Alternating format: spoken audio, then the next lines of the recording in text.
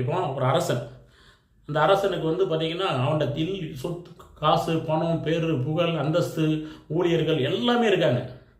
ஆனால் நிம்மதி மட்டும் அவன்கிட்ட இல்லை. அவனுடைய அரண்மனையில் டெய்லி பொழுதுகளை கழிக்கிறதுக்கு ஏராளமான சந்தோஷப்படுத்துறதுக்கு ஏராளமான நடனங்கள், நாட்டியங்கள் எல்லாமே இருக்குது. ஆனால் அவனோட நிம்மதி மட்டும் இல்லை. அவன் ஏன்டா நம்ம நிம்மதி நம்மளை விட்டு எங்கே போணுச்சு அப்படின்னு சொல்லி ரொம்ப யோசிக்கிறான். பெரிய பெரிய அறிஞர்கள், வெளிநாட்டிலேருந்து வரக்கூடிய அறிஞர்கள், முனிவர்கள், புலவர்கள் எல்லாத்தையும் கூப்பிட்டு, சார் இந்த மாதிரி எனக்கு நிம்மதியே இல்லை, எனக்கு இந்த நிம்மதி இன்னும் எங்கே இருக்குது, எப்படி இந்த நிம்மதியை நான் அடையிறதுக்கு நான் என்ன செய்யணும் அப்படின்னு சொல்லி பெரிய பெரிய அறிஞர்கள்ட்ட கேட்கான். இப்போ அந்த அறிஞர்கள் எல்லாருமே வச்சு யோசித்து பார்த்துட்டு ஒவ்வொருத்தரும் ஒவ்வொரு கருத்துக்கள் சொல்கிறாங்க. இவனுக்கு எதுவுமே திருப்திகரமாக இல்லை, போதுமானதாக இல்லை. உடனே மாடியிலேருந்து வெளியே ரோட்டை பார்க்குறான்.